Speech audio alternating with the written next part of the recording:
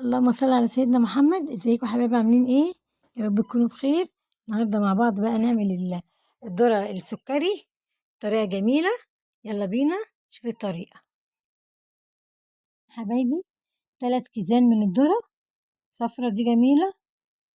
قطعت كوزين والتالت اهو لسه هقطعه، بس ايه، جبت حد يقطعها لي لانها جامدة جدا في التقطيع. يلا بينا بقى يا حبايبي، هنحط مية على النار ونحط فيها الذرة بتاعتنا. المية لازم تكون مغطية الذرة. هنحط الذرة بتاعتنا تتسلق ونغطيها بالمية كده كلها. خلاص غطينا الذرة بتاعتنا بالمية يا حبايبي، نحطها تتسلق كده نص سلقة.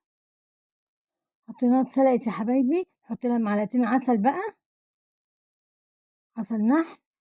هنحطهم عليها بقى ونزودها كده، وايه، بص نقلبها كويس قوي عشان تشرب من العسل، وهنغطيها ونرجع لها، يعني نستنى لما تستوي كويس تاني وبعدين نغرفها. بس اهم حاجة قلبيها كويس عشان العسل يتشرب فيها ويطعم بيها كده، تبقى جميلة جدا. والذرة يا حبايبي بتاخد يعني سوا حوالي نص ساعة، يعني ايه، تسويها نص سوا الأول، وبعدين نحط لها معلقتين العسل وقلبيها تكمل السوا بتاعها، عشان دي جميلة جدا ومفيدة للناس اللي بتحب الأكل الصحي، وبتنزل الضغط، ومفيدة لمرضى القلب. جميلة جدا ما شاء الله، فوائدها كتيرة. بتقلل نسبة الكوليسترول، مفيدة للبشرة، بتمد الجسم بالطاقة.